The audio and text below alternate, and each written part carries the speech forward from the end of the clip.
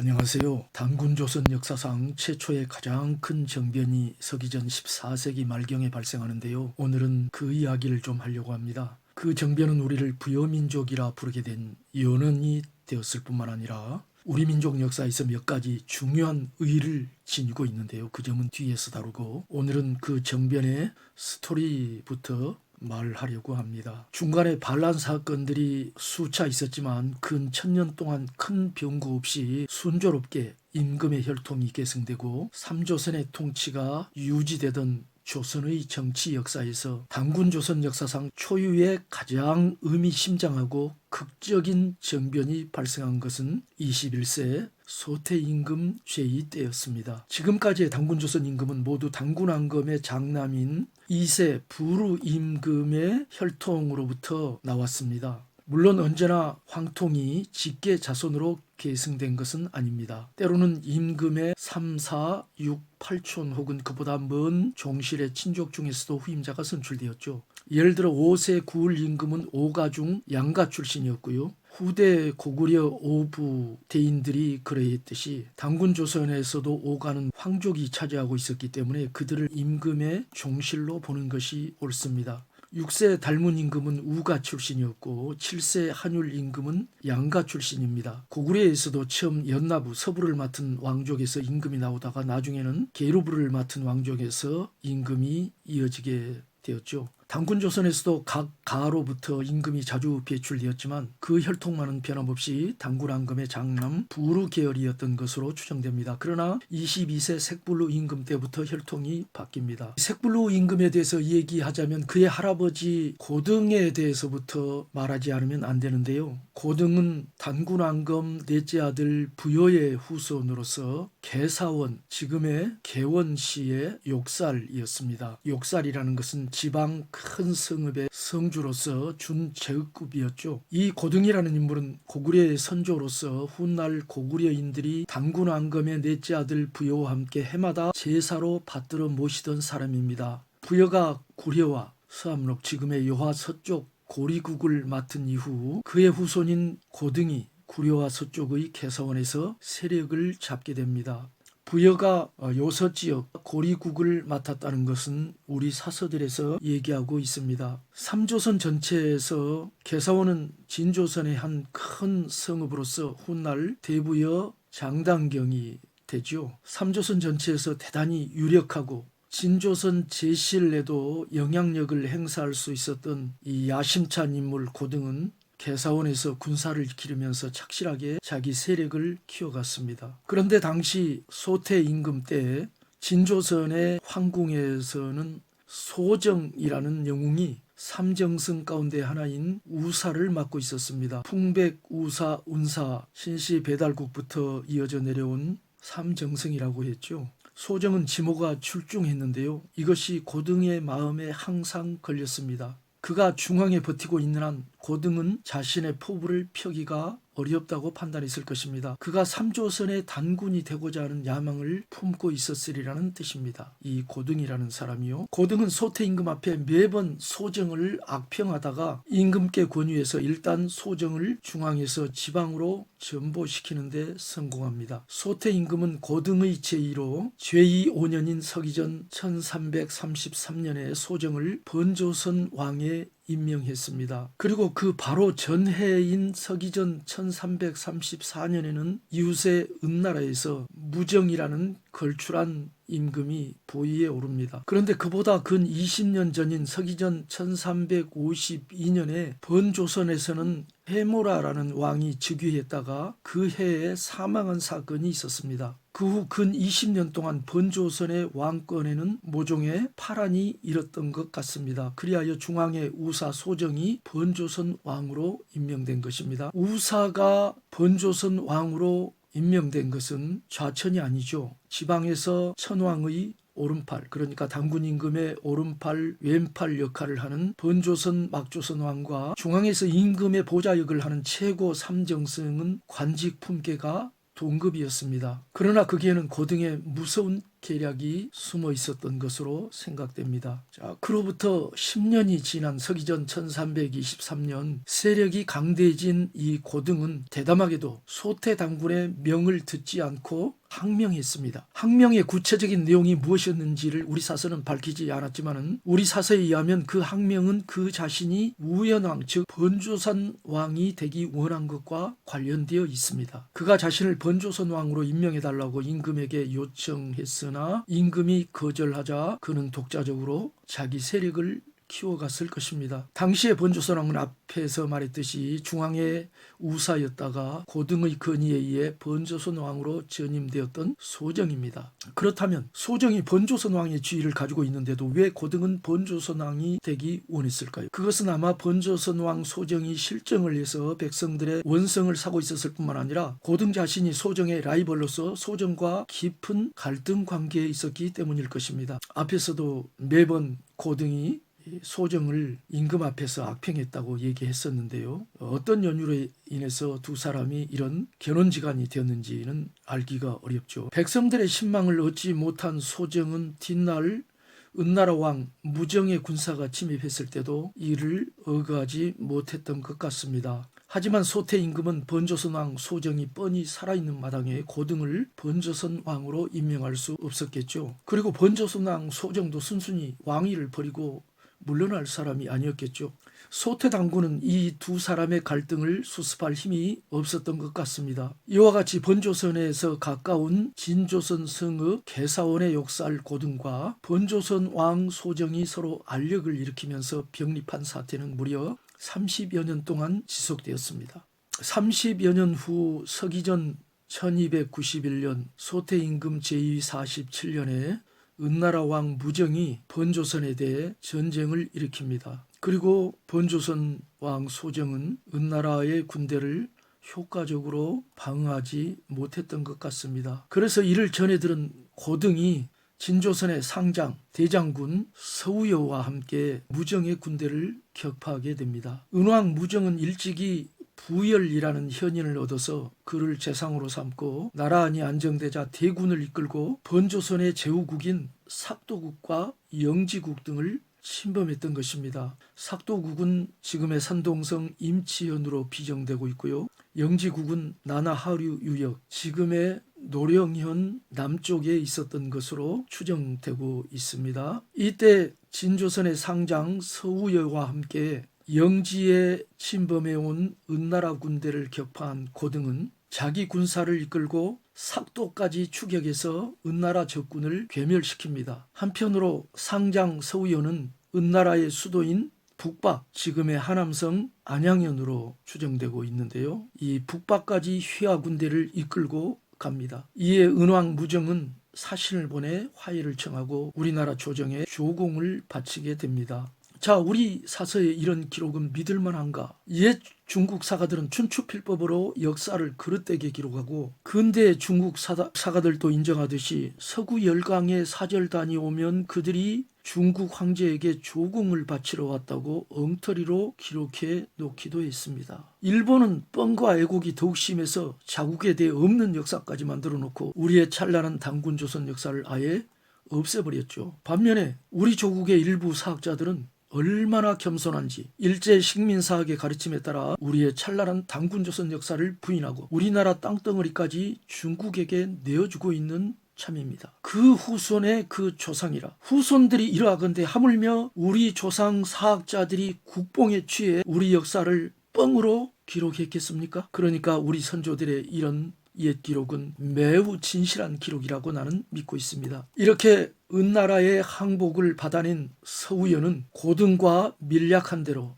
아마도 밀약이 있을 것입니다. 번조선을 지킨다는 명분하에 번조선이 은나라에 당하지 못했잖아요. 군사를 북으로 되돌려서 번조선의 수도인 안덕향의 탕지산에 주둔시켰습니다. 서우여는 번조선의 수도를 방어하는 척하다가 번조선 왕 소정에게 자객을 보내 소정을 살해하고 말았습니다. 이 사건이 서우여의 단독 행위가 아니었다면 그것은 고등과 서우여 간의 은밀한 거래에 의한 비극이었습니다. 그것이 고등의 사주에 의한 소형이었다면 이는 고등이 자신의 야망을 위해 경쟁자 소정을 제거한 사건이었다고 해석할 수 있겠습니다. 개사원의 역사를 고등의 세력은 야심만만한 은나라왕 무정의 대조선 침략을 타도하면서 점점 커져가고 그의 명성 또한 우기를 성천했습니다. 그때 번조선의 서쪽 지역에는 조선과 은나라를 늘 괴롭히던 호전적인 세력 귀방국이 있었습니다. 이 귀방국은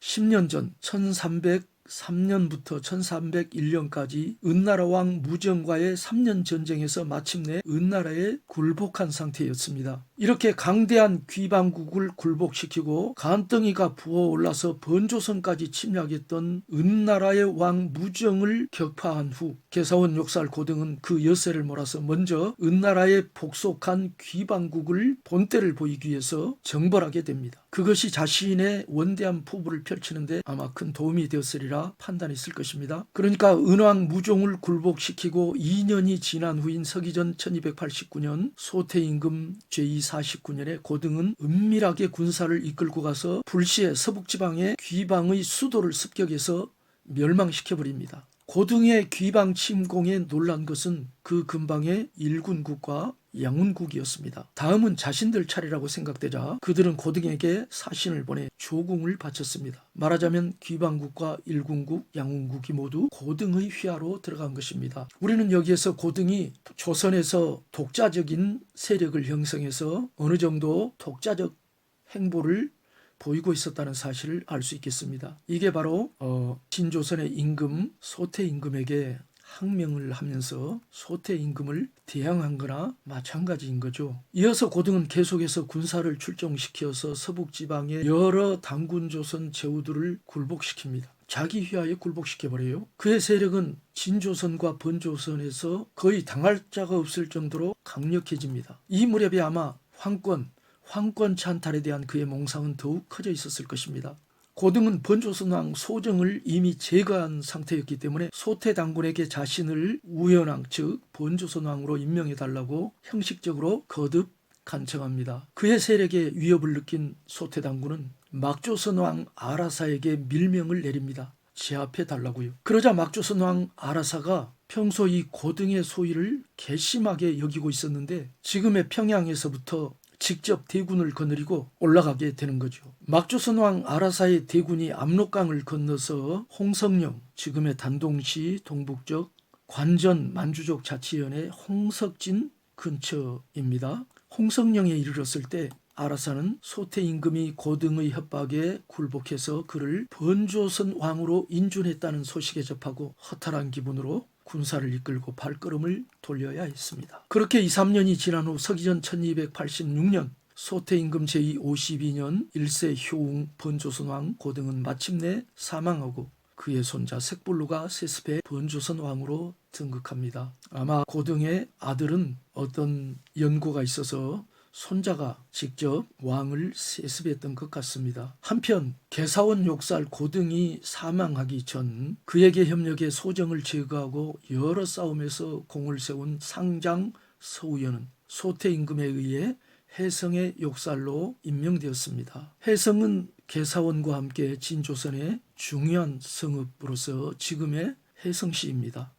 그러나 진조선의 병권을 거느린 상장이 일개 성읍의 욕살이 된다는 것은 승진이라 보기 어렵겠죠. 이는 분명 고등이 서우여의 세력을 견제하기 위해서 소태임금에게 추청해서 이루어진 조처였을 것입니다. 고등이 사망한 후 서기전 1286년 소태임금은 나라를 두루 순행하다가 서남쪽인 해성에 이르러서 해성욕살 서우여와 함께 백성의 원로들을 모아서 하나님께 제사를 지내면서 신가를 부르고 가물을 즐겼다고 우리 사서가 기록하고 있습니다. 이때 제사를 지낸 곳이 어쩌면 지금도 해성의 성목성 산 정상에 우뚝 서 있는 제천단인지 모릅니다. 그곳의 주변 마을에는 아직까지 그 고인돌이 하늘의 하나님과 관련되어 있다는 전설이 전해 내려오고 있다고 합니다. 아마도 이 제천에서 소태임금과 서우여 간에 어떤 은밀한 대화가 오갔을 것입니다. 두 사람은 가까운 종친이었습니다. 어떤 은밀한 대화였는가? 황궁으로 돌아온 연로한 소태임금은 오가를 모아서 중신회의를 열고 종친인 서우여에게 보좌를 양위하겠다고 발표한 거죠. 이어서 일단 살수 주변 땅 100리를 서우여에게 떼어주어 봉지로 삼게 했습니다. 당시에 살수가 어디인지 알기 어렵지만 100리의 땅을 봉지로 주었다는 것은 그를 일개성의 욕살로부터 칸 즉 거수,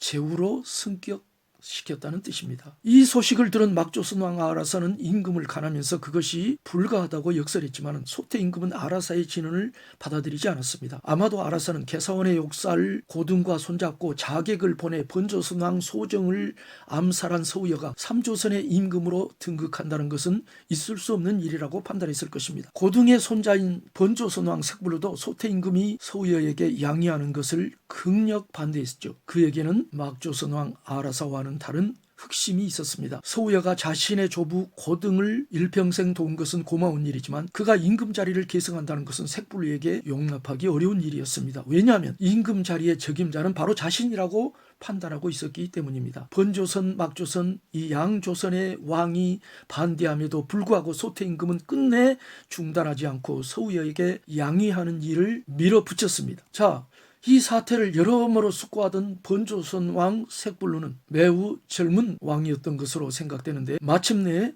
번조선의 관군과 사냥꾼들 도합 수만 명을 대거 이끌고 번조선 왕성인 험독성으로부터 아니면 개사원으로부터 백악산 아사달 곧 길림시까지 밀고 올라갑니다. 당시의 당군조선 군사제도는 국민 개병제였죠. 모든 성인은 유사시 군인이 되어야 했습니다. 그 중에서 가장 막강한 군사력을 지닌 민간인들은 사냥꾼들이었습니다. 그들은 말을 타고 활을 쏘면서 무기를 사용하는 것이 평소의 직업이었으므로 사냥꾼 연명은 국중에서 가장 강력하고 사나운 민간 무력 집단이었습니다. 사냥꾼들의 무력 전통은 그때 이전부터 근세 조선까지 면면이 이어져 내려왔습니다. 근세 조선에서도 그들은 임진왜란, 신미양요, 병인양요 등에 투입되었죠. 이사벨라 비숍 여사가 직접 목격하고 증언한 바에 따르면 고종의 거동시에 임금의 공식적인 외출을 거둥이라고 하는데 고종의 거둥시에 호랑이 사냥꾼 집단도 총을 들고 그 대열에 끼어 있었습니다. 호랑이 사냥꾼 집단은 구한말 당시 군부대처럼 조직되어 있었고요. 군사행동에 소집되기도 했습니다. 일제의 을사늑약 체결 후 가장 먼저 독립운동에 나선 이들 가운데 한 부류도 바로 이 사냥꾼들입니다. 당군조선 시대에도 사냥꾼들은 군대처럼 조직을 갖추고 있었음이 분명합니다. 그렇지 않았다면 그들이 쿠데타 발발 시에 자주 일사불란하게 동원되기 어려웠을 것입니다. 사냥꾼 직업은 관하에서 인허가를 관장하고 따라서 관하는 사냥꾼을 장악해 전쟁에 동원할 수 있었을 것입니다. 반면 민심이 이반되어 사냥꾼들이 어떤 반역자에게 합류하거나 아니면 사냥꾼들의 우두머리가 반역을 저지르면 그들은 정부에 큰 위협이 되고 쿠데타에 성공할 가능성이 높았죠. 그렇게 해서 잠시 성공했던 쿠데타가 바로 훗날 서기전 426년에 당군조선의 진조선에서 일어난 우화충의 난입니다. 그것은 나중 뒤에서 다룰 것입니다. 번조선 왕 색불로도 역시 사냥꾼 무력에 힘입어 쿠데타에 성공하고 삼조선을 장악하게 됩니다. 자, 색불로의 이런 반역 행동에 진조선과 번조선, 막조선의 의협지사들이 분개에 일어난 것은 당연하겠죠. 그들은 군사를 이끌고 가서 색불로의 군대와 일전을 겨루었지만 모조리 색불로에게 연전 연패하고 말았습니다. 색불로도 자기 할아버지 고등 못지않게 대단히 군사적인 전략가이고 천재였던 것 같습니다. 그런데 색불로는 왜 군사를 이끌고 하필 삼조선의 서울인 아사달, 지금의 하얼빈이 아닌 백악산 아사달 거기로 올라갔는가? 백악산 아사달은 진조선의 서울 아사달 하얼빈 아래에 있는 지금의 길림시로서 일설은 장춘시라고 하는데요. 연고탑과 함께 진조선 제2의 서울 중 하나였습니다. 또한 백악산 아사달 길림시는 아사달 하얼빈과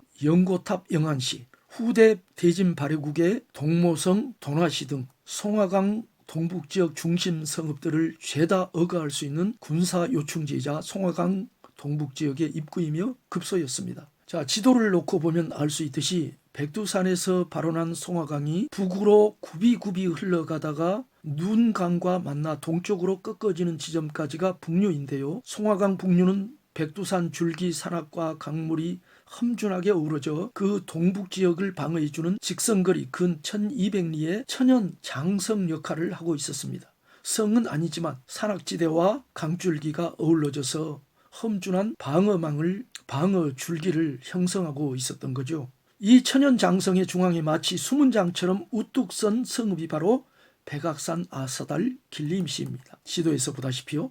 길림시는 송화강 북류의 동북지역을 어그하고 수비하는 군사 요충지였던 것입니다. 그 동북지역 안에는 아사달, 하얼빈, 연고탑, 영안, 후대, 동모성, 도나 등이 모두 길림시로부터 충분히 어그할 수 있는 거리에 흩어져 있습니다.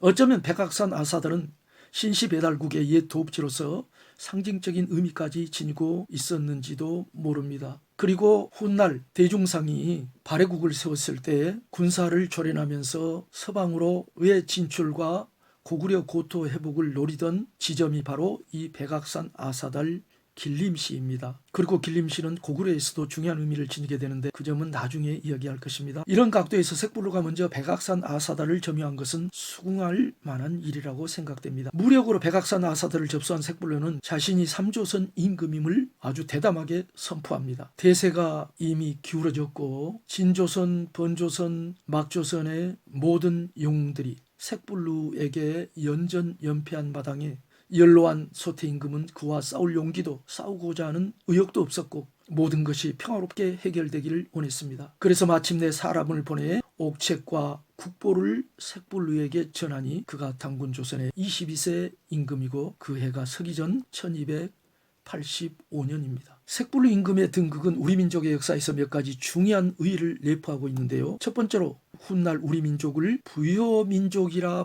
불리게 만든 연원이 된 사건입니다. 부여의 후손 고등의 손자 색불루가 삼조선을 장악하고 이때부터 후당군 조선이 시작되고요. 그의 후손들이 색불루의 후손들이 대부여, 북부여, 고구려, 백제, 신라, 대진, 발해국 등을 세움으로써 우리 민족은 명실공히 부여민족이라 불리게 됩니다. 둘째로 색불루 임금으로부터 비롯된 후당군 조선의 계시연대 서기전 1285년은 우리 민족 사서 대다수의 일치된 견해라는 점에서 믿을만하다는 사실입니다. 세 번째로 색불루 임금의 새 도읍지 백악산 아사달은 훗날 북부여, 고구려, 신라 역사와 깊은 관계가 있는데요. 그곳이 과연 지금의 길림시인가? 네 번째로 고등과 그의 손자 색불루 임금의 사정은 말 많은 기자조선 문제에 대해서도 모종의 정보를 제공하고 있습니다. 이상 몇 가지 색불루 임금 등극의 의의에 대해서는 다음 시간에 좀 더 구체적으로 다루겠습니다. 감사합니다.